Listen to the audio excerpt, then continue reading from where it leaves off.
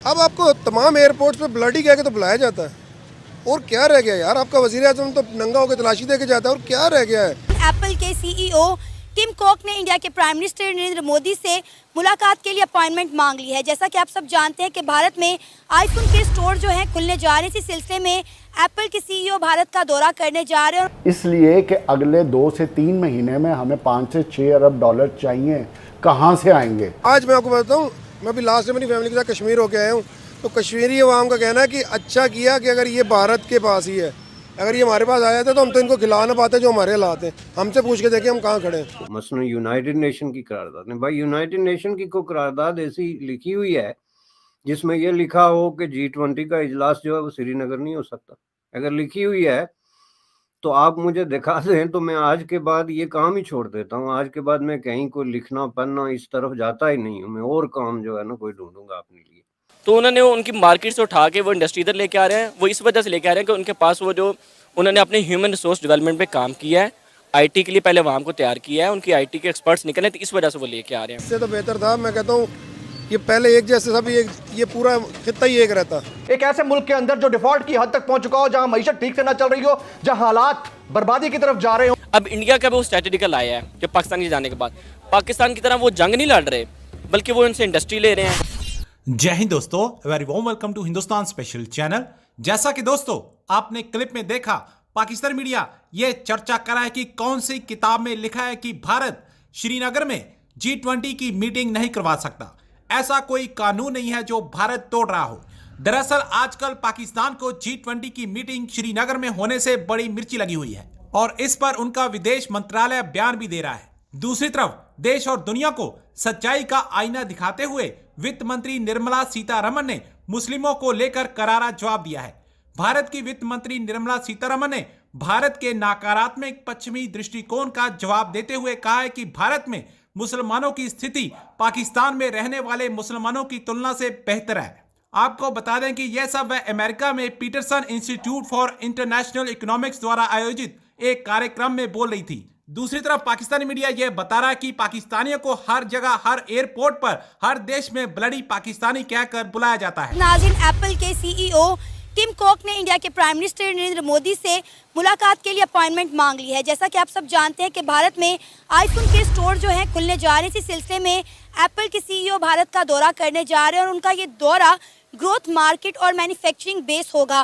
कामरान, आपको पता है कि आईफोन बनाने वाले पहला स्टोर जो है वो इंडिया में खुलने जा रहा है और आईफोन के सीईओ जो हैं टिम कुक वो भारत के दौरे पर जा रहे हैं और उन्होंने इंडिया के प्राइम मिनिस्टर नरेंद्र मोदी से मुलाकात करने की अपॉइंटमेंट भी मांग ली है। क्या कहेंगे आप इस पर? जी, इसकी ना थोड़ी सी पीछे बैकग्राउंड हिस्ट्री है। ये सबसे पहले चाइना में था उनका, जहाँ पे उनकी मैन्युफैक्चरिंग होती थी। तो अभी इंडिया क्योंकि ग्रोइंग मार्केट है, दुनिया में उनकी जो पॉपुलेशन है वो शायद चाइना को भी क्रॉस कर रही है, लेकिन उसके पीछे वजह यह है कि उनकी जो आईटी इंडस्ट्री वो बहुत ग्रो कर रही है। इस वक्त इंडिया 500 बिलियन डॉलर से ज़्यादा जो है ना वो अपना आईटी एक्सपोर्ट कर रहा है। दुनिया में जितने भी आप सीईओ देखोगे ना टॉप के, गूगल का हो गया, यूट्यूब का हो गया, या जितने भी वो सीईओज हैं वो सारे इंडियन हैं। उनकी वजह यह कि उनकी आईटी इंडस्ट्री ने ग्रो किया और उन्होंने आईटी एजुकेशन पर तवज्जो दी है, जो कि हमारे पाकिस्तान में लैग करती है और बाकी मुल्कों में लैग कर रही है। तो इस वजह से दूसरा उनका ये है कि अमेरिका और जो चाइना है ये एट लॉगर हेड्स है, यानी इस वक्त कंपटीशन में है। तो उन्होंने उनकी मार्केट से उठा के वो इंडस्ट्री इधर लेके आ रहे हैं। वो इस वजह से लेके आ रहे हैं कि उनके पास वो जो उन्होंने अपने ह्यूमन रिसोर्स डेवलपमेंट पे काम किया है, आईटी के लिए पहले वहाँ को तैयार किया है, उनकी आईटी के एक्सपर्ट्स निकले, तो इस वजह से वो लेके आ रहे हैं। और जो हमारे पाकिस्तान में और बाकियों में वो लैग कर रहे हैं एशिया में, तो इसलिए वो जो आईफोन वाला है वो इधर लेके आ रहे हैं अपना जो हेड ऑफिस वगैरह या जो मैन्युफैक्चरिंग वगैरह के लिए कंपनी। आप एप्पल के सीईओ टिम कुक जो हैं जो भारत के दौरे पर जा रहे हैं और बॉम्बे और दिल्ली में जो आईफोन बनाने वाले 2 स्टोर हैं वो उनका इफ्तिताह भी करेंगे और उसके साथ साथ उनके जो दौरे का मकसद है वो ये है कि वो ग्रोथ मार्केट और मैन्युफैक्चरिंग बेस सारे मुद्दे पर वहाँ जाके डिस्कशन करेंगे। इसकी मैं आपको एक थोड़ी सी स्टोरी बता देता हूँ।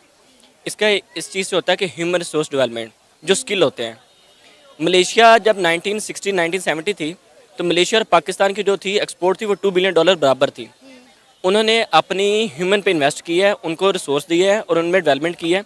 तो आज जो मलेशिया के जो एक्सपोर्ट्स है ना, सिर्फ मलेशिया के एक्सपोर्ट वो $500 बिलियन से ज़्यादा है। और इस वक्त दुनिया में जो सबसे अच्छी रिसोर्स मैनेजमेंट मानी जाती है जो ह्यूमन पे है वो मलेशिया की है। अब सेम काम इंडिया करने जा रहा है। इंडिया में असल में वो अपने लोगों पे इन्वेस्ट कर रहे हैं, हालांकि उधर गुर्बत ज़्यादा है उधर मतलब कि ना गरीबी ज़्यादा, लोग जो है ना पॉवर्टी लाइन से बिलो जो है वो हमारे पाकिस्तान से ज़्यादा हैं। लेकिन अब एक रिपोर्ट के मुताबिक पता चला है कि वहाँ पे पावर्टी पर बहुत ज़्यादा कंट्रोल किया गया है, क्योंकि इंडिया जो है, इंडिया की जो सरकार है वहाँ पर जो है इंडस्ट्रीज़ लगा रहा है, लोगों को रोज़गार के मौके दे रहा है। कौन सा ऐसा इन्वेस्टर नहीं है, कौन सी ऐसी बड़ी कंपनी नहीं है जिसने इंडिया में जाकर इन्वेस्ट ना किया, और जो इंडिया की गवर्नमेंट है उसे पता है कि मैंने अपनी मैन पावर को कैसे यूटिलाइज करना है। इसकी वजह है, मैं बताता हूँ, ये क्यों इन्वेस्ट कर रही है, दुनिया को क्यों एतमाद है इंडिया पे। उधर पॉलिटिकल स्टेबिलिटी है, उनकी गवर्नमेंट की जो पॉलिसीज़ हैं वो लॉन्ग टर्म पॉलिसीज़ हैं। उनको पता है कि हम इन्वेस्ट करेंगे हमारा पैसा नहीं डूबेगा। इन्वेस्टर को सबसे बड़ा क्या चाहिए होता है, उनको ये श्योरिटी चाहिए होती है कि जो हम पैसा लगाएंगे हमें वापस भी मिलेगा, प्रॉफिट भी मिलेगा। तो पाकिस्तान में अब ये है कि जैसे पाकिस्तान है, इसमें इंस्टेबिलिटी है पॉलिटिकल। एक गवर्नमेंट आती है उसकी पॉलिसीज़ कुछ और होती हैं। हमारे पहले एक्सपेरिमेंट से मार्शल लॉ लगते रहे हैं, और उसके बाद जो लोग आए हैं नए नए वो पॉलिसी लेकर आए। मुशर्रफ ने और पॉलिसी थी, भुट्टो की थी, वो उन्होंने वो कर दिया था, प्राइवेटाइजेशन सारी कर दी थी, वो सारे के सारे इंडस्ट्री बाहर चली गई।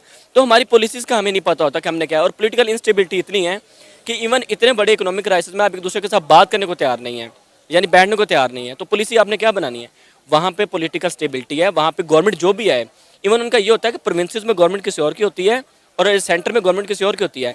लेकिन उनकी जो पॉलिटिकल होती है ना, इकोनॉमिक स्टेबिलिटी और पॉलिटिकल स्टेबिलिटी, उनकी पॉलिसी इतनी लॉन्ग टर्म होती हैं, उन्होंने आहिस्ता आहिस्ता फ़ायदा लिया। और पाकिस्तान में ये होता है कि आप दूसरों की जंगे लड़ के या डॉलर वगैरह तो ले सकते हैं, ये इस तरह के काम तो कर सकते हैं, लेकिन आपने एक कोई भी ऐसा काम नहीं किया। हालांकि अमेरिका हमारा जो स्ट्रेटेजिक अलायर है, हमने आज तक स्वयं उनसे वार करने के और ये काम करने के उनसे कोई फ़ायदा नहीं ले सके, कोई अच्छा काम नहीं कर सके।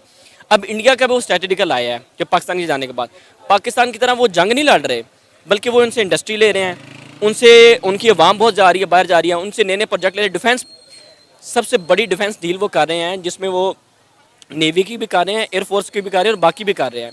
तो ये उनकी सिर्फ पॉलिटिकल स्टेबिलिटी के, हमारे पॉलिटिकल इंस्टेबिलिटी हमें नुकसान दे रही है। और इंडिया की पॉलिटिकल स्टेबिलिटी है जिसको पूरी दुनिया के जो है अवाम है और जो बिजनेसमैन है उनको इधर इन्वेस्ट भी कर रहे हैं, और बड़े बड़े मालिक भी इन्वेस्ट कर रहे हैं, जैसे कि अभी जो एप्पल वाले हैं वो भी इस वजह से। खारजा पॉलिसी की बात की जाए तो पाकिस्तान की कितनी आज़ाद खारजा पॉलिसी है? आज़ाद खारजा पॉलिसी है ही नहीं। अगर आज़ाद खारजा पॉलिसी होती तो हमारा मुल्क यहाँ खड़ा होता सर। और सबसे बड़ा मजाक हमारे मुल्क के साथ है कि हमारा वजीर खारजा कौन है। इससे बड़ा मजाक क्या होगा? बिलावल भुट्टो। ये वही कह रहा हूँ, इससे बड़ा मजाक क्या होगा?